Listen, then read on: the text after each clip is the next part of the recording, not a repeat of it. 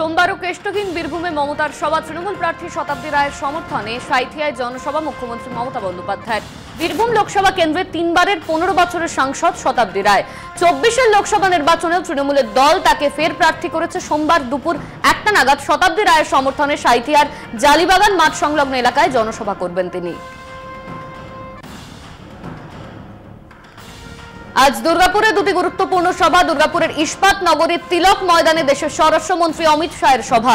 BJP প্রার্থী দিলীপ ঘোষের সমর্থনে জনসভা করবেন Amit Shah. Gammon bridge football ময়দানে সভা রয়েছে মমতা বন্দ্যোপাধ্যায়ের। দুর্গাপুরে সিটি সেন্টারের পাশাপাশি দুটি বেসরকারি হোটেলেই রয়েছেন মুখ্যমন্ত্রী ও স্বরাষ্ট্রমন্ত্রী। কড়া নিরাপত্তার বেষ্টনীতে ঘিরে ফেলা হয়েছে দুর্গাপুর শহরকে।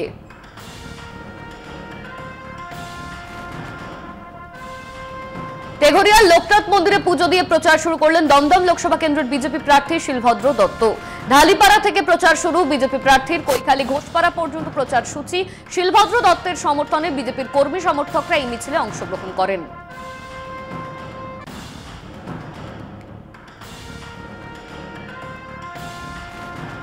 বজবজে বিজেপির দেওয়াল লিখনে বাধা দেওয়ার চেষ্টার অভিযোগ তৃণমূলের বিরুদ্ধে। ভিত্তিহীন অভিযোগ, দাবি তৃণমূলের। বজবজ পিকে স্কুলের পিছনে দেওয়াল লিখন করেছিলেন ডক্টর তরুণ আদক। অভিযোগ, সেই সময় তৃণমূলের বেশ কয়েকজন কর্মী সমর্থক সেখানে দেওয়াল লেখায় বাধা দেওয়ার চেষ্টা করে। ঘটনাস্থলে পৌঁছয় বজবজ থানার পুলিশ পৌঁছে পরিস্থিতি নিয়ন্ত্রণে আনে। যদিও এই বিষয়ে ডায়মন্ড হারবার যাদবপুর ইউনিটের যুব তৃণমূলের সভাপতি কৌশিক রায় জানান, এটি সম্পূর্ণ ভিত্তিহীন অভিযোগ।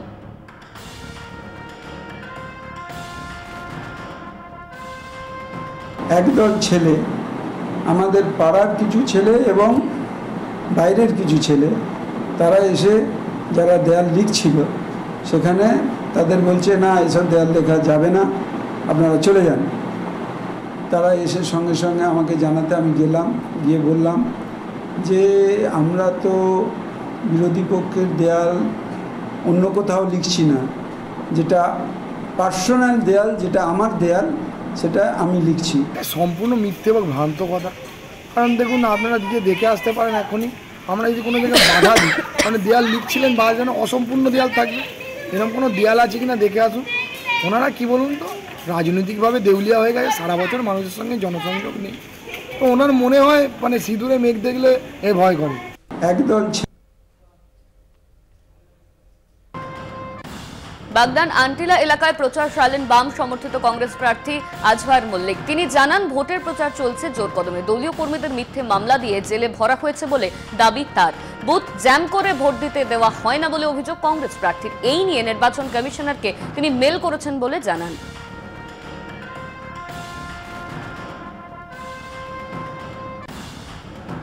সকাল সকাল দাসপুরে ভোট প্রচারে সিপিআইএম প্রার্থী তপন গাঙ্গুলি। আগামী 25শে মে ঘাটাল লোকসভা কেন্দ্রের নির্বাচন, তার আগে জোর কদমে প্রচারের কাজ সারছেন ঘাটাল লোকসভা কেন্দ্রের সিপিআইএম প্রার্থী তপন গাঙ্গুলি।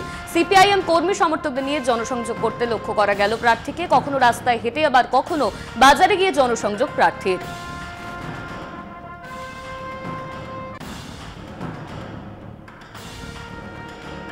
কোদালিয়ায় সুভাষচন্দ্র বসুর পৈতৃক বাড়িতে নেতাজির ছবিতে মালা দিয়ে প্রচার শুরু যাদবপুরের বাম প্রার্থী সৃজন ভট্টাচার্যের। এদিন সৃজন প্রচারের ফাঁকে সৌজন্য সাক্ষাৎ করেন রাজপুর সোনারপুর পুরসভার পুরপ্রধান পল্লব কুমার দাসের সঙ্গে। সৃজনের দাবি, যাদবপুরের সমস্ত ভোটারদের কাছে যাচ্ছেন তিনি, সেই হিসেবেই পুরপ্রধানের আশীর্বাদ চেয়েছেন তিনি। সৌজন্য সাক্ষাৎকারের সঙ্গে কোনোভাবেই রাজনৈতিক বিশ্বাস জড়িত নয় বলে জানান রাজপুর সোনারপুরের পুরপ্রধানও।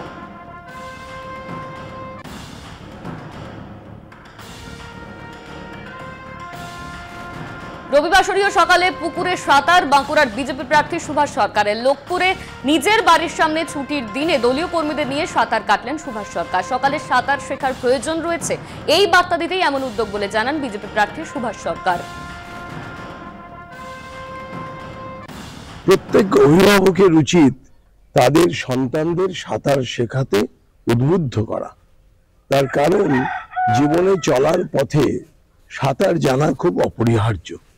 কখনো নদী অতিক্রম করতে হয়, মানে ছোট স্টিমার বা বোটে, এমনকি মানে উড়োজাহাজে গেলেও, সেই উড়োজাহাজেও অনেক সময় ইমার্জেন্সি সমুদ্রে নামতে হয়।